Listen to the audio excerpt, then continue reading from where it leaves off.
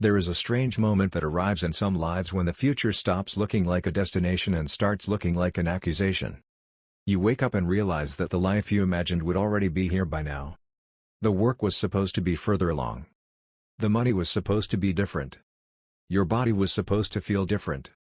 You thought you would have more discipline, more confidence, more direction. Instead, there are unfinished plans on your phone. Habits you keep promising to change. Conversations you keep postponing. And an uncomfortable awareness that another year has passed while you were waiting to become the person you thought you would be. And then comes the temptation to fix everything at once. Delete every distraction. Wake up at 5. Work for 12 hours. Exercise every day. Read 50 books.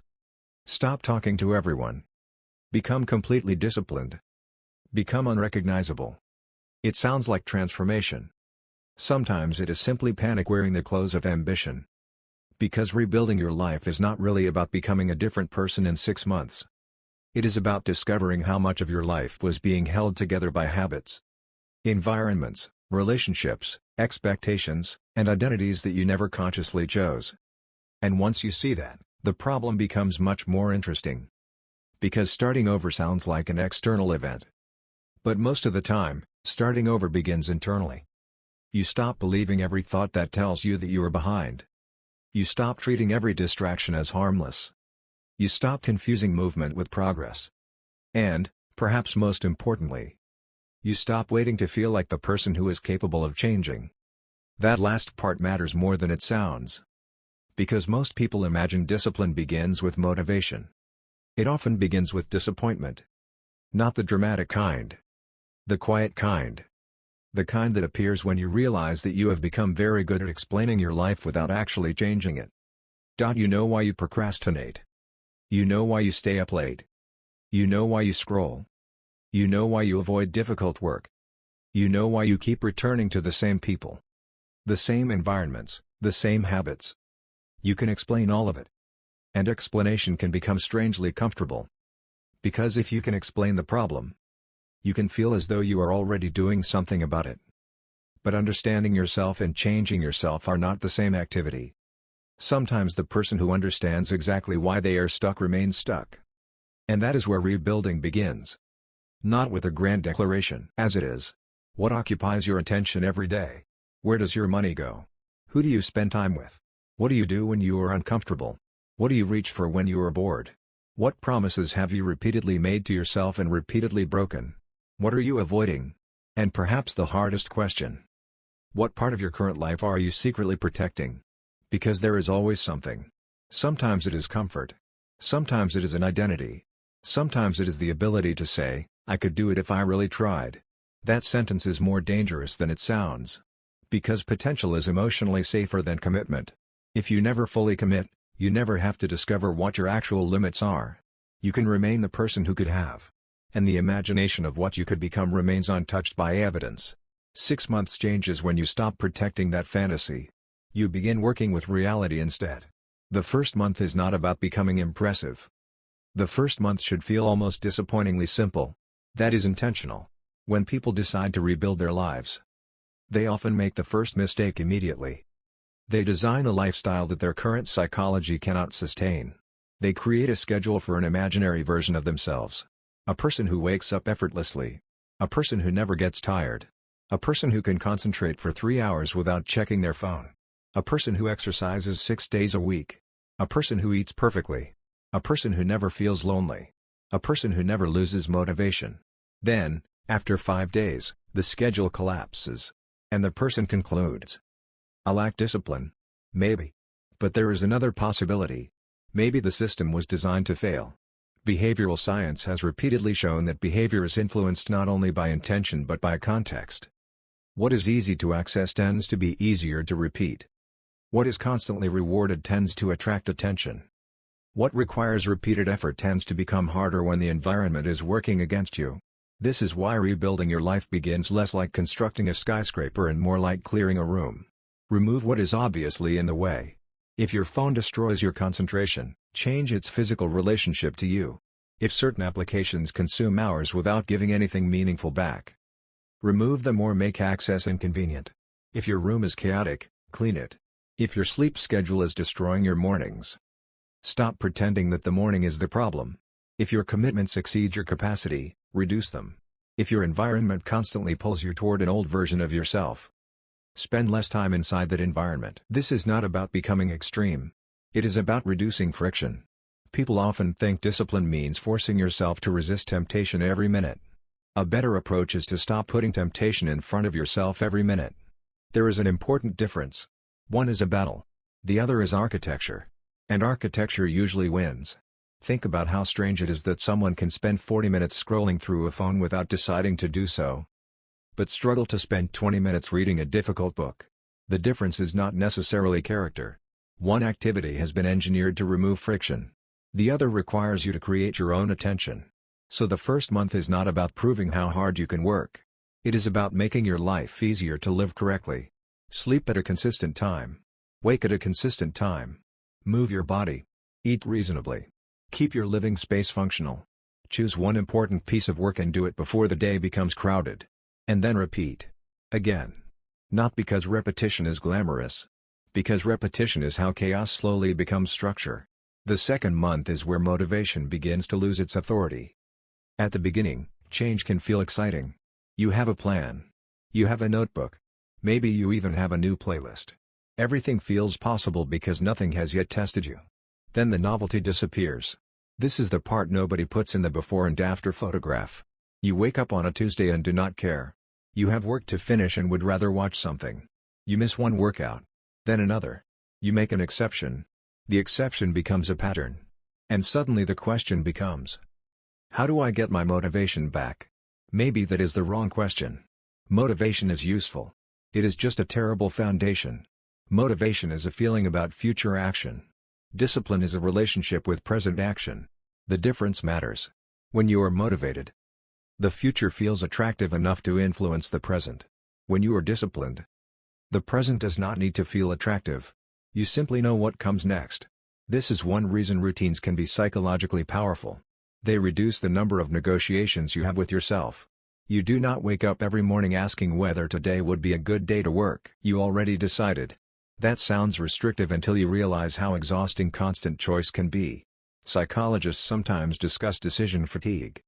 The idea that repeated choices can consume mental resources. The precise effects are debated and often exaggerated online. But the broader principle is straightforward: your attention is limited. And unnecessary decisions compete with important ones. So make fewer decisions.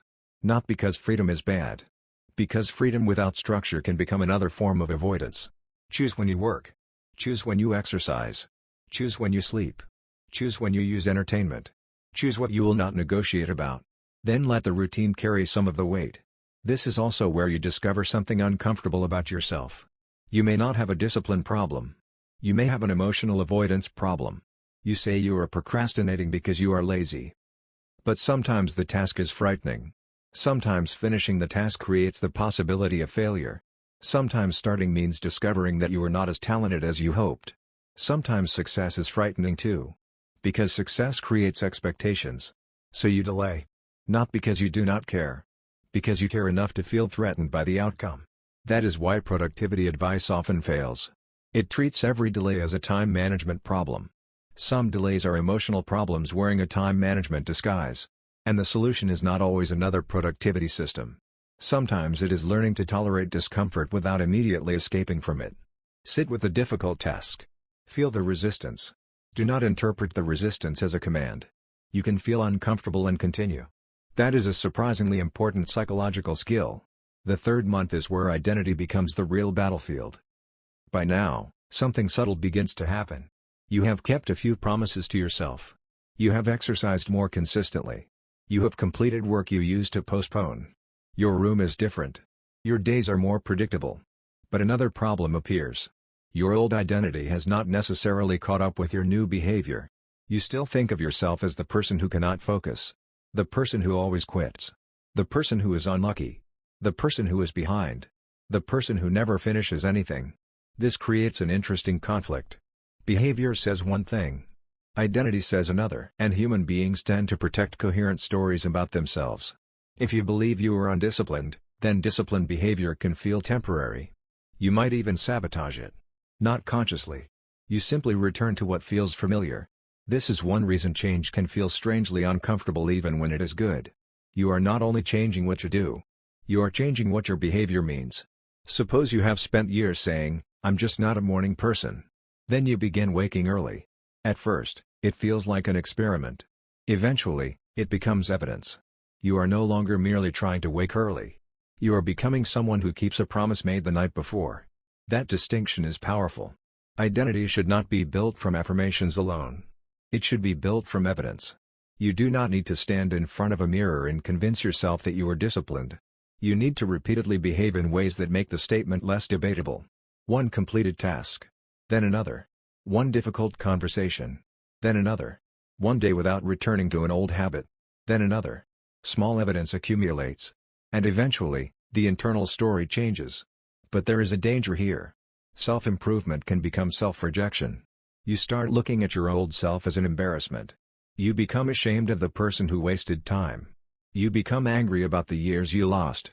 You begin believing that the only way forward is to hate who you were. It feels powerful. It is often unstable. Shame can create urgency. It is much less reliable at creating peace.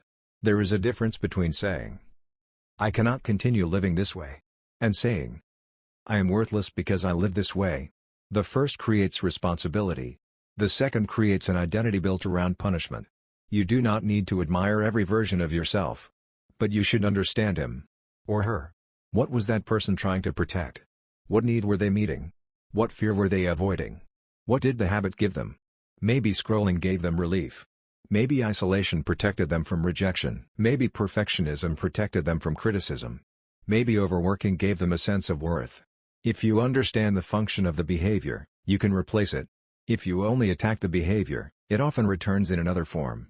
The fourth month forces you to confront your environment. There is a popular fantasy that personal transformation is purely individual. It is comforting. It means everything depends on willpower. But human beings are social creatures. Your environment teaches you what is normal. Your friends influence what you tolerate. Your workplace influences your expectations. Your family history influences your emotional reflexes. Your digital environment influences what occupies your attention. You can fight all of this. But pretending it does not matter is unnecessary suffering. If everyone around you treats ambition as arrogance, your ambition will eventually require explanation. If everyone around you normalizes wasting every evening, using your evening well will make you unusual. If your social life is built entirely around consumption, choosing creation can feel lonely. This is where rebuilding becomes socially complicated. Because changing your life can change your relationships. Not necessarily because your relationships are bad. Sometimes people simply become less compatible when their priorities change. And this is one of the hidden costs of growth. You may discover that some relationships were built around a version of you that no longer exists. That does not automatically mean you should cut everyone off. The internet loves dramatic advice. Disappear. Cut everyone off. Go silent. Become unreachable. There are situations where distance is necessary. But isolation is not automatically discipline. Solitude can help you think. Isolation can distort your thinking. The difference is connection. Healthy solitude gives you space to hear yourself. Unhealthy isolation makes you believe only yourself. You still need people. You need friendship. You need conversation. You need disagreement. You need affection. You need people who can see the parts of you that your productivity system cannot measure. A rebuilt life should not become a prison with excellent habits. Ask yourself, am I creating more freedom, or simply creating more rules? Am I becoming more capable of living? Or merely more capable of controlling myself? Those questions matter. Because discipline without humanity can become another addiction. The fifth month is when comparison becomes dangerous. By this stage, you may have made genuine progress. And then you open your phone. Someone younger has more money. Someone your age owns a company. Someone has the body you want. Someone moved abroad. Someone got married. Someone became famous. Someone seems to have figured everything out. And suddenly your 6-month rebuild feels insignificant. This is the peculiar cruelty of modern comparison. You are comparing your unfinished life to other people's selected evidence. You see the announcement. Not the uncertainty. You see the apartment. Not the debt. You see the body. Not the years of training. You see the success. Not the failed attempts that preceded it. Social comparison is not inherently bad. It can provide information. Humans have always looked at others to understand where they stand. The problem is when comparison stops being informational and becomes existential.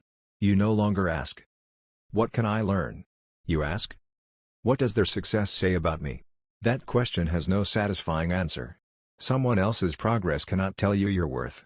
And this becomes especially important during a 6-month rebuild. Because 6 months is long enough to change your life and short enough to tempt you into demanding a miracle. You may expect a completely different body, a dramatically different income, a transformed social life, a new career, absolute confidence, perfect discipline. And if those things do not happen, you may conclude that the process failed. But what if the deeper success is less visible? You now trust yourself more. You finish what you start more often. Your attention is less fragmented. You sleep better. You can tolerate boredom. You are less dependent on constant stimulation. You know how to recover after a bad day. Those changes do not photograph well. They are still enormous. The goal of rebuilding is not to create an impressive 6-month story. It is to create a life that does not require constant rescue. That is a different objective. The 6th month asks the hardest question: what are you actually building? 6 months can create momentum. It cannot answer every question. And that is important. Because eventually the rebuilding phase must end. You cannot spend your entire life getting your life together. At some point, preparation becomes avoidance. You have to build something. A career. A craft. A business. A relationship. A body capable of carrying you through old age. A family. A body of work. A meaningful contribution. Something. This is where many self-improvement journeys become circular. You improve yourself so that one day you can begin living. But that day keeps moving. You read another book. Watch another video. Build another morning routine. Download another productivity application. Plan another perfect week. And still do not make the thing. There is a point where self-improvement becomes a sophisticated form of procrastination. Preparation is useful when it increases your capacity to act. It becomes harmful when preparation itself becomes the reward. So by the 6th month, the question changes. Not, "How can I become better?" but, "What is the better version of me supposed to do with this capacity?" That is the transition from self-development to contribution. And it matters because human beings need more than improvement. They need direction. You can become extremely disciplined and still be lost. You can become highly productive and still produce things nobody needs. You can become physically strong and emotionally unavailable. You can become financially successful and remain terrified of losing everything. Improvement is not the same as meaning. This is where philosophy becomes useful. The ancient Stoics, for example, repeatedly return to the distinction between what is within our control and what is not. The idea is not that you should stop caring about outcomes. It is that your judgment and effort belong to you in a way that circumstances often do not. That is useful during a rebuild. You cannot control whether the market rewards your work. You cannot control whether someone chooses you. You cannot control whether an opportunity appears. You cannot control how quickly another person progresses. But you can control whether you showed up prepared. Whether you did the work. Whether you told the truth. Whether you kept learning. Whether you protected your attention. This distinction prevents ambition from becoming desperation. Because desperation says, "I must get the result." Maturity says, "I will give the process everything I reasonably can, while accepting that the outcome is not entirely mine." That is a harder philosophy. It is also a freer one. But there is another danger: rebuilding the wrong life. Imagine someone spends 6 months becoming extremely disciplined. They wake early. They exercise. They work constantly. They save money. They stop wasting time. Everyone is impressed. And at the end, they discover something terrible. They have become extremely efficient at moving toward a destination they never actually wanted. This happens more often than people admit. Because goals are contagious. You can inherit ambitions. From parents, friends, culture, social media, your younger self. You can spend years pursuing a definition of success that was quietly installed in your mind by people you never consciously agreed with. So during a rebuild, there should be moments of stillness. Not laziness. Examination. Ask. If nobody knew what I accomplished, what would still matter to me? If money were not part of the conversation, what kind of work would I want to become good at? If I could not post my progress, would I still want the transformation? If nobody admired my discipline, would I still practice it? Those questions expose something. Status. A great deal of what humans pursue is not simply about possessing something. It is about being seen possessing it. We want the body, but also the recognition. The career, but also the title. The money, but also the proof that we matter. There is nothing uniquely evil about this. Humans are social. Recognition matters. But if recognition becomes the primary fuel, your life becomes dependent on an audience. And audiences are unstable. You need an internal reason strong enough to survive periods when nobody is watching. That is what makes a rebuild durable. So what does 6 months actually look like? Not a dramatic transformation. A sequence. Month 1 is subtraction. Remove obvious sources of chaos. Reduce digital noise. Repair your sleep. Clean your physical environment. Look honestly at your finances. Identify the habits that repeatedly derail you. Do not try to fix 20 things. Find the few behaviors that create the most damage. Month 2 is stabilization. Build a small number of repeatable routines. 1 block of focused work. Regular movement. Consistent sleep. Reasonable nutrition. Time without screens. A weekly review. Nothing impressive. The goal is reliability. Month 3 is evidence. Choose one meaningful skill or objective and begin producing measurable results. Not endless learning. Output. Write. Build. Sell. Practice. Study. Create. Apply. Publish. Train. Whatever your objective requires. Let reality evaluate you. Month 4 is expansion. Now that your foundation is more stable, increase the difficulty. Take on larger projects. Improve your skills. Have conversations you avoided. Apply for opportunities. Build relationships. Test your abilities in the real world. This is where confidence begins to change. Not because you tell yourself you are capable.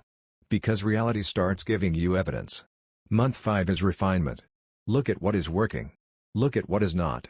Maybe the schedule needs changing. Maybe the goal was wrong. Maybe you discovered that you enjoy something different. Maybe your original plan was built around comparison. Adapt. A plan is not a moral commitment. It is a hypothesis. Reality is allowed to correct it. Then month 6 is integration. You stop thinking of yourself as someone doing a 6-month challenge. You begin thinking in years. The question becomes, what should continue after the experiment ends? That is the real purpose of the 6 months.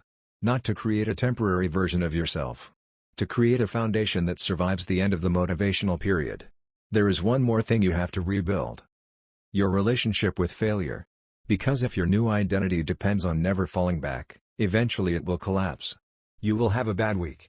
You will miss workouts. You will waste an evening. You will procrastinate. You will make a poor decision. You will disappoint yourself. The old pattern will briefly return. And when it does, you will face a choice. You can say, there I am again. Nothing has changed. Or, I broke the pattern. Now I know how to return. The second response is more powerful. Because resilience is not the absence of regression. It is the ability to recover without turning one mistake into an identity. This is why perfectionism is so destructive. It makes every mistake expensive. If you believe your new life must be flawless, one bad day can become an excuse to abandon the entire project. But if your standard is recovery, failure becomes information. You learn what triggered you. You learn where the system is weak. You make an adjustment. Then you continue. There is something deeply human about this. We want transformation to be clean. Real transformation rarely is. It is uneven. You move forward. You move backward. You understand something. Then forget it. You become disciplined. Then tired. You become confident. Then uncertain. You let go of an old identity. Then miss it. That does not mean the process is broken. It means you are a person rather than a machine. And perhaps this is the real meaning of starting from zero. Starting from zero does not mean you have nothing. You have experience. You have mistakes.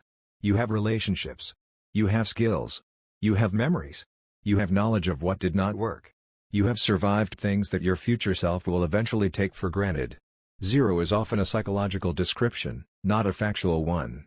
When people say, I'm starting from zero, they may actually mean, I no longer recognize the life I built.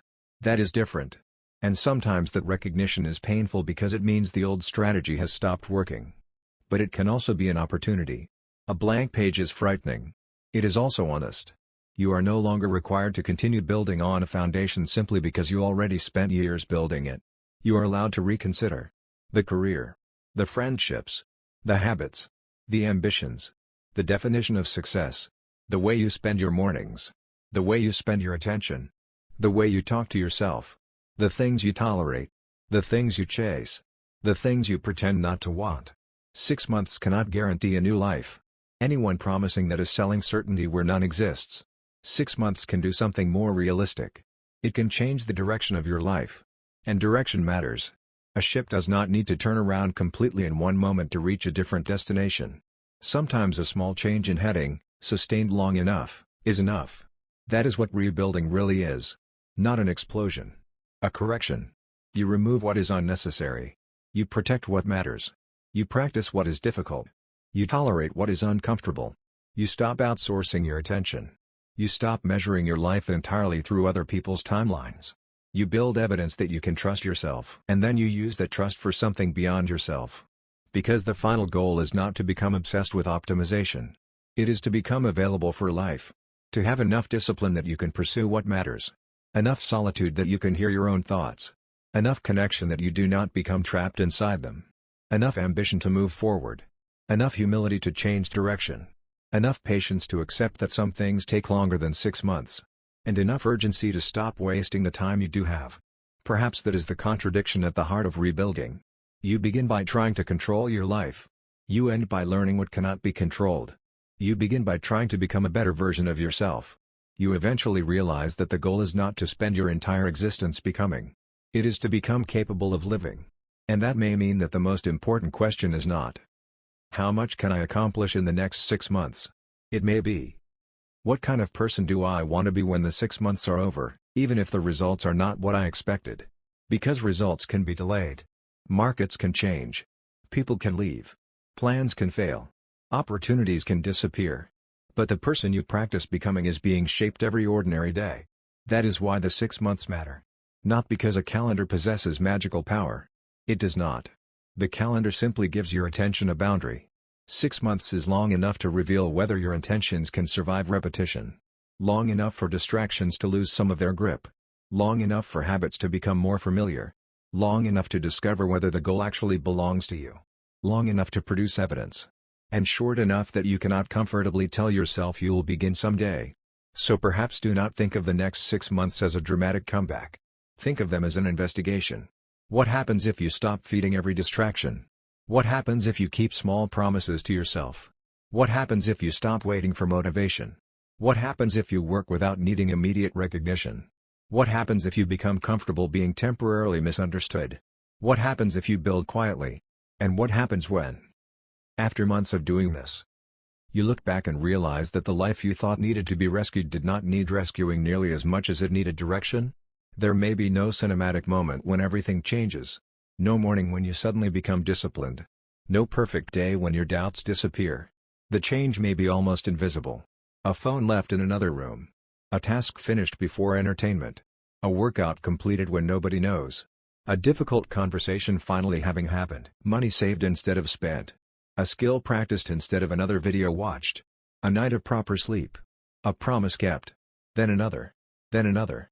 And one ordinary day, you notice something. You are no longer trying so hard to become someone else. You are simply living differently. That is when rebuilding has done its job. Not when your life looks impressive from the outside. When your life begins to feel believable from the inside. And perhaps that is the part nobody tells you about starting over. You do not rebuild your life by becoming a completely different human being. You rebuild it by deciding, repeatedly, what deserves to remain. And what does not. For 6 months, you make that decision. Then you make it again. Until eventually, the life around you begins to resemble the decisions you have been making all along.